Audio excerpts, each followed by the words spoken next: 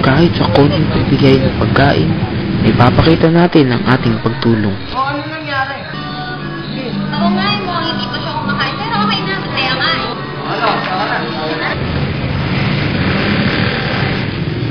Ang mga kabataan ay patuloy na naglalakad pauwi.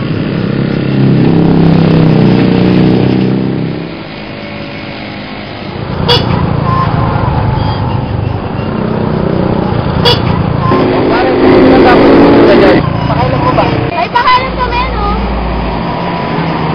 Hindi pwede magkabal yung magdulot sa ilog. Hindi naman ito basura eh.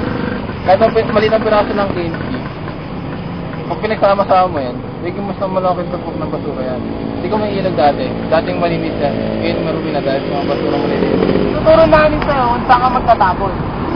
Ang pagtuturo sa mga bata ng tamang tapunan ng basura ay may papakita natin ang ating pagtulong. Tingnan mo ba yung basura? Oo. Sa susunod, dyan may tatapon yung basura mo. Kaya ngayon, sige, tapon mo.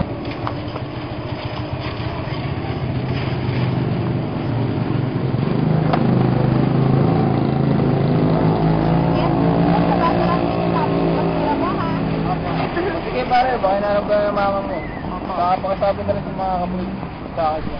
Sa buhay ng isang tao, di namamalayan na tulong na pala tayo sa kalikasan. Kahit sa simpleng pagtapon ng basura sa basura o pagbibigay ng pagkain o donasyon sa mahihirap upang ipakita ang pagtulong sa komunidad. Hindi kailangang mag-organisa ng mga programa. Nasa puso ng bawat isa ang pagtulong. Tulad ng mga kabataang ito, hindi nila namalayan na nakaroon na pala sila sa ating bansa.